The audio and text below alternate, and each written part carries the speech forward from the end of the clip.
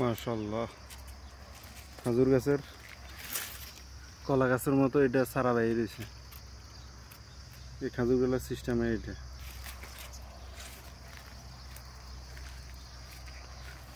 মাশাআল্লাহ। এগুলা যেটাই নিয়ে রইবে এখান থেকে ওইটাই বাঁচবো, ওগুলো হবে মেদি, ওইটা আর কোনো ভুল নাই।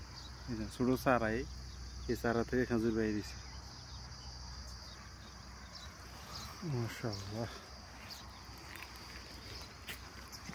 মাশাআল্লাহ।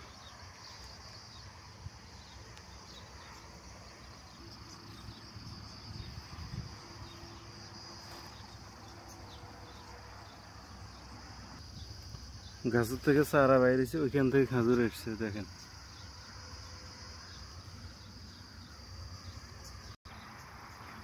মাশাআল্লাহ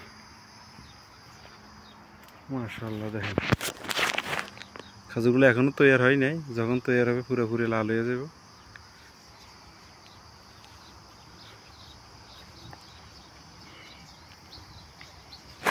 সুবহানাল্লাহ।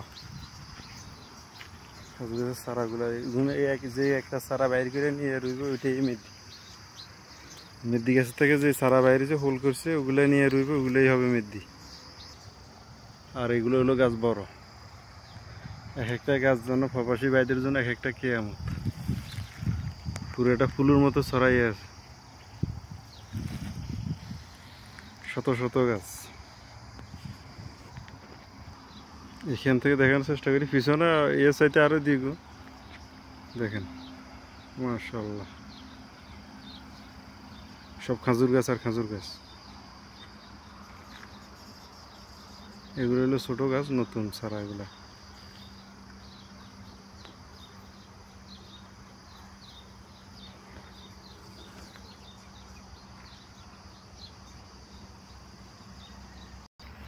এই দৃশ্যটা তোলা হয়েছে, এটা বোঝার উপায় নাই এটা কি বাংলাদেশ নাকি ওমান। এই যে পেঁপে, এগুলো হলো পাটের শাক। আর আরেকটা জিনিস দেখাম, ওইটা দেখলে বুঝবেন যে এটা কি, এটা বাংলাদেশ, এটা সম্ভবত বাংলাদেশের কাজ কারবারি। এই যে দেখতেছেন এগুলো কচু গাছ, লতিয়ে বাইরেছে দেখেন। মাশাআল্লাহ লতিয়ে বাইরেছে। ওমানে কচু গাছ, কচু গাছের ইয়ে।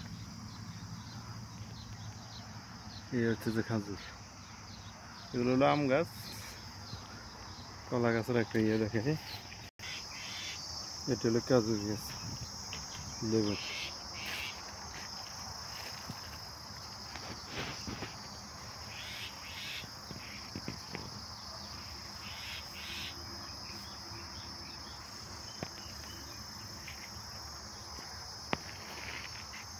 পুরোটা কাগজ গাছ, লেবু গাছ। এই যে দেখুন আম, এটা তৈরি হয়ে গেছে, এটা ফাঁকি গেছে।